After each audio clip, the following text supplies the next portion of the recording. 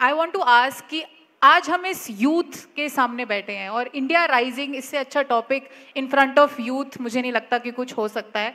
तो मैं आपके विचार जानना चाहूँगी कि आप आज की जो युवा है, जीएल बजाज के जो स्टूडेंट्स हैं, वो हर राज्य से, हिंदुस्तान के कोने कोने से आज प्रेजेंट हैं, हमारे देश को ग्लोबली रिप्रेजेंट करते हैं, फ्यूचर सीईओ सीटीओज प्रेजेंट है। तो आप उनके लिए कुछ क्या, मतलब आपको कैसा लग रहा है आज आप इस मंच पे बैठे हैं? तो देखिए, जब भी आप किसी यूथ की बात करते हैं, खास करके हम लोग की जो एजुकेशन है वो तो गाँव से हुई थी और हम लोगों ने पढ़ाई गांव से की थी, पेड़ के नीचे वाले स्कूल से पढ़ के, और टीचर भी एक ही होता था और बिल्डिंग कोई नहीं थी स्कूल के अंदर।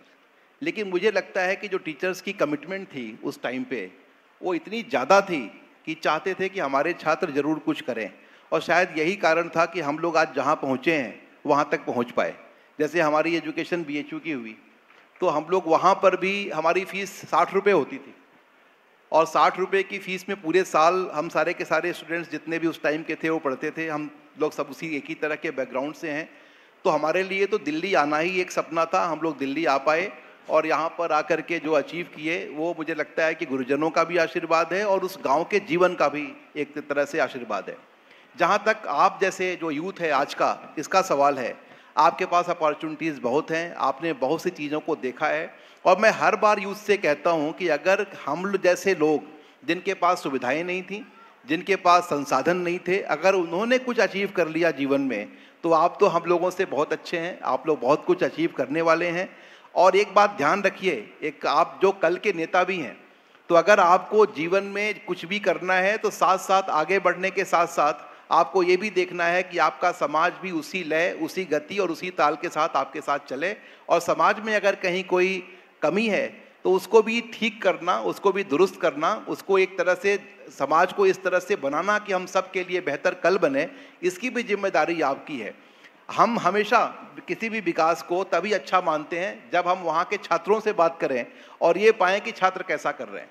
अगर कोई सरकार स्कूल नहीं बनाए, कॉलेज नहीं बनाए, वहाँ पर बाकी जो सुविधाएं, मानवीय विकास की सुविधाएं हैं वो नहीं करे, तो मैं ये मानता हूँ कि वो सरकार अच्छी नहीं है। क्योंकि अगर हमारे पास शिक्षा के अलावा कुछ नहीं था, अगर आपने अच्छी शिक्षा दी है तो बच्चे बहुत ही आगे चल के भविष्य बनेंगे इस देश में। हमें मालूम नहीं कि इनमें से कौन कल क्या बनेगा, कल कोई इसमें से भी राकेश अस्थाना हो सकता है, इनमें से ही कोई नरेंद्र मोदी हो सकता है, इनमें से ही कोई इस देश का एपीजे कलाम हो सकता है। तो इस देश का भविष्य भी आपके पास है। आज आपको मालूम नहीं है कि हम क्या करने वाले हैं और क्या कर रहे हैं, लेकिन आप लिख के लें कि जब 30 साल बाद आप पीछे मुड़ के देखेंगे तो आपके बहुत से ऐसे मित्र, बहुत से ऐसे सहपाठी आपको पीछे मिलेंगे जिनको लगेगा कि शायद ये हमारे साथ थे। उनके में जो क्वालिटीज़ हैं, इन क्वालिटीज़ के पीछे शैक्षिक संस्थानों का भी उतना ही इम्पोर्टेंट, उतना ही महत्वपूर्ण रोल है। तो आप लोगों ने एक तो इतनी बड़ा आयोजन किया, आप लोग का 9वां है ये, तो एक यूथ को आप पॉलिश भी कर रहे हैं, लीडरशिप क्वालिटी उनके अंदर ला रहे हैं, और मैं साथ साथ आप सबको बधाई देता हूं जो इसमें पार्टिसिपेट कर रहे हैं। कई ऐसे भी होता है, कई बार मैं जाता हूं किसी प्रोग्राम में जहां पे लगता है कि पकड़ के बिठा दिया है, ऐसा लग नहीं रहा है आप लोग की एनर्जी देख करके। आप लोगों को तो लगता है अपनी मर्जी से बैठे हो आप लोग, तो अगर मर्जी से बैठे हो तो ताली बजाना, और मर्जी से नहीं बैठे हो तो नहीं बजाना। बहुत अच्छी बात है, धन्यवाद। प्रदीप सर, मेरा प्रश्न आपसे है हम सब ने बचपन में भी पढ़ा था पॉलिटिकल साइंस में कि हमारी डेमोक्रेसी के 4 महत्व पिलर्स हैं। उसमें से हम देखते हैं कि जो हमारे 2 पिलर्स हैं, लेजिस्लेटिव और जुडिशरी, इसमें थोड़ी टसल रहती है। उदाहरण जो भी आर्टिकल 142 लॉन्च हुआ कि जिसमें सुप्रीम कोर्ट को बीच में आना पड़ा, जिसमें वो इनफैक्ट प्रेसिडेंट तक को नज किया गया, गवर्नर को नज किया गया कि वो एक एक्शन लें। बिल अमेंडमेंट पे एक टाइमलाइन सेट करी गई कि वो उस पर एक एक्शन लें। तो आपका इस पूरे उसमें क्या राय है? देखिए, ऐसा है कि कोर्ट में आता कौन है? कोर्ट को वो अप्रोच करता है जिसको कि सरकार से कोई शिकायत होती है। कोई कॉलेज चला रहा है, उसको सीट नहीं मिली, किसी आदमी को पुलिस ने पकड़ के बंद कर दिया, तो जिस किसी को सरकार की अक्षमता की शिकायत है या सरकार की न्यायप्रियता पे सवाल है, वही आदमी कोर्ट में आता है। तो सीधी सी बात है, कोर्ट जो फैसले करेगी वो सरकार के खिलाफ ही करेगी। ज़्यादातर मामलों में इंडिविजुअल्स भी होते हैं, सिविल मैटर्स भी होते हैं, प्रॉपर्टी डिस्प्यूट्स भी हैं, लेकिन ज़्यादातर जो मामले हाईलाइट होते हैं उनमें सरकारों के खिलाफ आता है। अब देखिए, जैसे पहले गवर्नर की पोस्ट है, या कोई इस तरह के संवैधानिक पद हैं, तो ऐसा जिस तरह के व्यवहार की, जिस तरह के आचरण की उनसे कामना की गई है, अगर आप उस कामना के परिभाषा के हिसाब से काम नहीं करें और आप अपने हिसाब से चलने लगें और ये सोचें कि हम तो किसी और के लिए काम कर रहे हैं, तो संस्था चलती नहीं है। तो जब भी आपको न्यायपालिका के साथ कभी अड़चन दिखेगी, मैं नहीं कहता कि न्यायपालिका में सारे दूध के धुले हुए हैं, लेकिन मेजॉरिटी जो है वो सही है, और शायद यही कारण है कि लोगों का भरोसा है। आप देखें, जो सत्ता पक्ष में होता है वो हर आदमी कहता है न्यायपालिका में ये खराबी है, न्यायपालिका में वो खराबी है, और जैसे विपक्ष में वो बैठता है उसी न्यायपालिका के शरण में जाता है और वही न्यायपालिका उसको बचाती है। तो मेरा ये कहना है कि आप कोई बात कर लें, न्यायपालिका के साथ आपको किसी भी आदमी को, जो सभ्य नागरिक होगा, वो न्यायपालिका के साथ छेड़छाड़ नहीं करेगा। जो हमारे अंदर कमियां हैं हम उसको स्वीकार करते हैं। हमने कहाँ बोला कि हमारे अंदर कोई कमी नहीं है, कोई भी दूध का धुला नहीं है, क्योंकि समाज तो इन्हीं से बनता है। जैसे नागरिक होंगे वैसे ही समाज बनेगा, और उसी की समाज के अंदर से कोई पुलिस अधिकारी बनेगा, कोई जज बनेगा, कोई वकील बनेगा, कोई डॉक्टर बनेगा। अब डॉक्टर्स भी आजकल बिना बात के सर्जरी कर देते हैं, इंजीनियर्स के पुल बनते हैं और वो गिर जाते हैं। तो आप हर समाज में हर तरह के लोग हैं, लेकिन न्यायपालिका के साथ कार्यपालिका का जो टकराव है, एक कारण और भी है। आप देखिए, जब भी व्यवस्थापिका के साथ भी टकराव होता है उनका, वो चाहते हैं कि अधिकारी हमारी मर्जी का काम करे, अगर मर्जी का काम नहीं करता उसे हटा देते हैं, उसको प्रमोशन नहीं देंगे, फिर अधिकारी कोर्ट में आता है, कैट में आता है, वो आदमी फिर हाई कोर्ट जाता है। तो आप इन मामलों पे न्यायपालिका से टकराव तो होगा ना। तो सबसे जरूरी है कि सरकारें अपना आचरण ठीक रखें और जरूर इस बात का ध्यान रखें कि कुछ भी परमानेंट नहीं है। ये जो यंग माइंड्स है ना, ये जो नौजवान बैठे हैं, ये हर चीज़ को देख रहे होते हैं, और ये इनसे आप पूछिए कभी, मेरे ख्याल से मैं जब भी कभी पॉलिटिकली किसी बात पे कोई सवाल करना होता है, तो मेरे पास, मेरे ऑफिस में लगभग हर महीने 1000 बच्चे लॉ के इंटर्न्स आते हैं। जब मैं उनसे बात करता हूँ तो बहुत से पॉइंट्स पे उनका कॉन्सेप्ट बड़ा क्लियर है, क्योंकि उनको किसी से कुछ चाहिए नहीं। जो यूथ है वो नैतिकतावादी होता है, उसे किसी से कोई उम्मीद नहीं है, उसे कोई लालच नहीं है, उसको अपनी राय बेबाक देनी है। अगर आप अपनी बेबाक राय देंगे, आप ही कल की ताकत हो। ये टकराव हमेशा रहा है, रहेगा। जब कोई मजबूत सरकार आती है, मजबूत का मतलब कि मेरा ये है कि मेजॉरिटी गवर्नमेंट, जब मेजॉरिटी गवर्नमेंट आती है तो अपने हिसाब से चलाती है। इस देश की आज़ादी बड़ी मुश्किल से हम लोगों को मिली है, आप देखिए, और इस आज़ादी की कीमत करना, इसको समझना बहुत ज़रूरी है। आप कह रही हैं आज की बात, हमें याद है जस्टिस महमूद, सर सैयद अहमद खान के बेटे थे justice Mahmood, first high court जज, जो कि 28 साल की उम्र में हाई कोर्ट जज बने इलाहाबाद में। उनको कहा जाता था डिसेंटिंग जज, जो सरकार के, ब्रिटिश गवर्नमेंट के फैसलों के खिलाफ फैसले देते थे, और इस वजह से उनको त्यागपत्र देना पड़ा 15 साल के अंदर। लेकिन बात यह है कि जब आपको जो जिम्मेदारी मिली है, उस जिम्मेदारी का अगर आप ठीक से पालन करेंगे, करेगा। इस देश में टीएन सेशन हुए हैं, इलेक्शन कमिश्नर्स में आप टीएन सेशन के अलावा किसी का नाम बताएं तो शायद लोगों को याद नहीं होता है, सेशन साहब तो कब के चले गए। ऐसे ही इस देश के अंदर हर पद पे जो एक बड़ा आदमी बैठा है, कलाम साहब के अलावा कितने डीआरडीओ में डायरेक्टर बने, कितने लोग थे, कितने साइंटिफिक एडवाइजर बने डिफेंस मिनिस्टर के। लेकिन कलाम साहब जीते जी राष्ट्रपति बनने के पहले एक मुकाम हासिल कर चुके थे। और मैं बताऊं आपको, मेरी तो दोस्ती थी कलाम साहब से। कलाम साहब लगभग हर हफ्ते हम और वो साथ में खाना खाते थे, और जितनी बार हम लोग उनके साथ बैठे हैं, हर बार हमारा उनका जो अनुभव था वो हमारे उनके रिश्ते को मजबूत करता गया। कभी हमारा उनका रिश्ता ऐसा नहीं रहा, कभी उन्होंने फील नहीं कराया मुझे कि आप तो यंग हो, बच्चे हो, कभी फील नहीं कराया।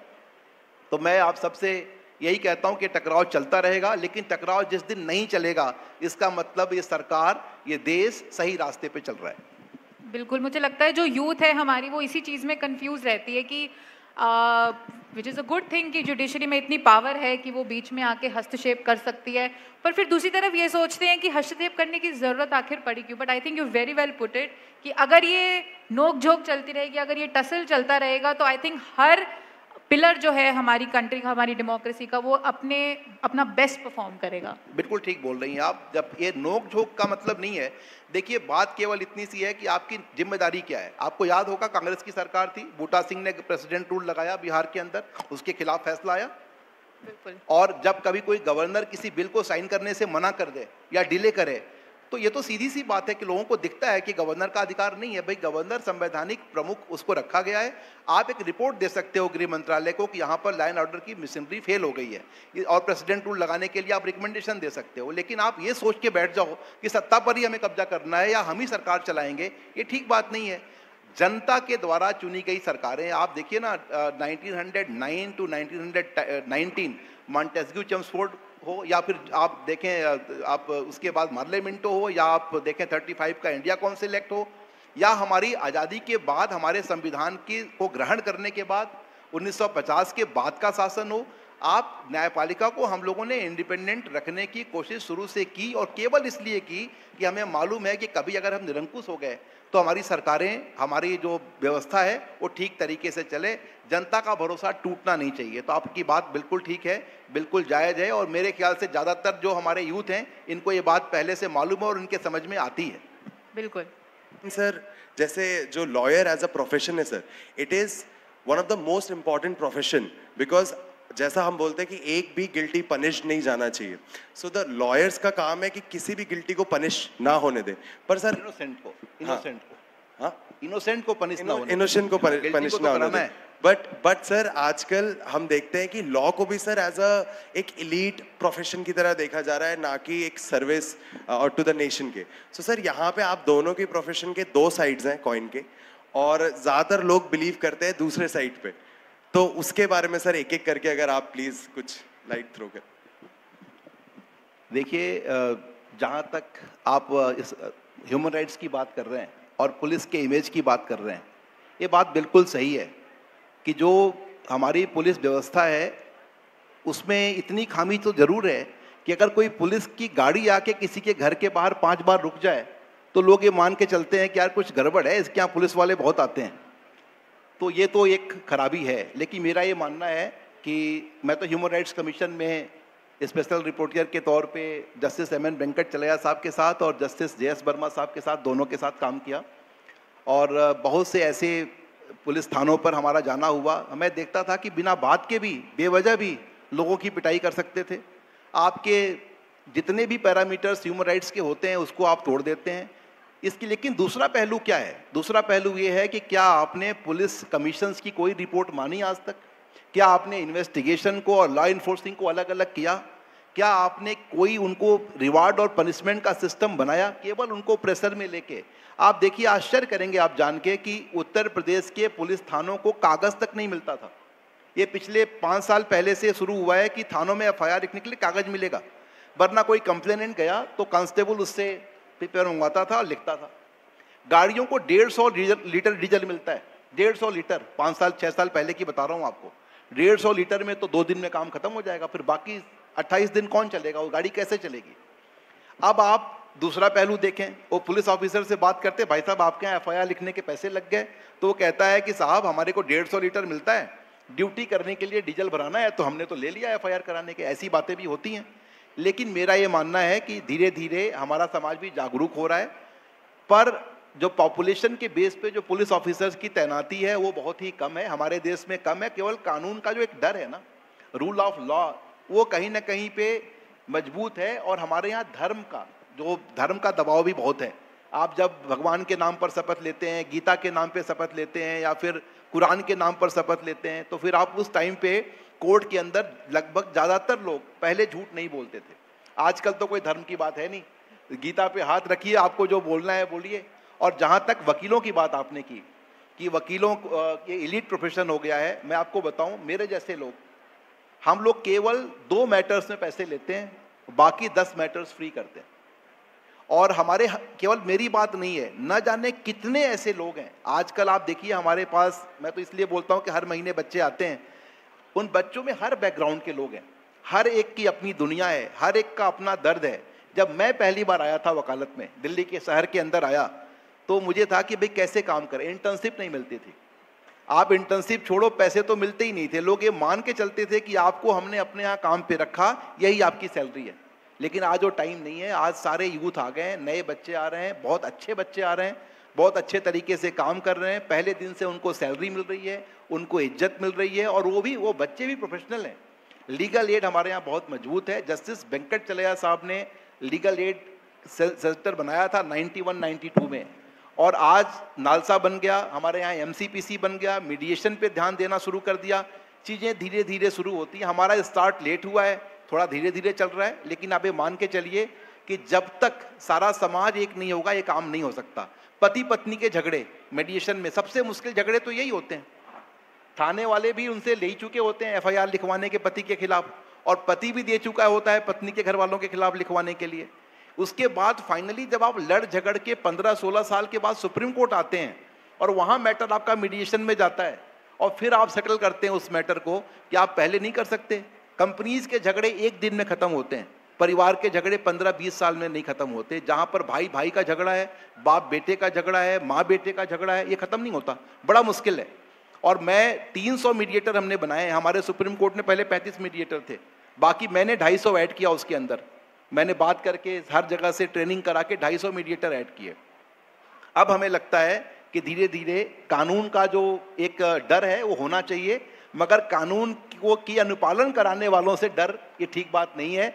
अस्थाना जी अच्छे व्यक्ति हैं, देखिए इनसे कितने लोगों की दोस्ती है, इनसे तो हमारी दोस्ती पुरानी दोस्ती है, तो कभी कोई ऐसा डर नहीं होना चाहिए। अगर आप गलत हो और उस व्यक्ति के पास कानून का काम है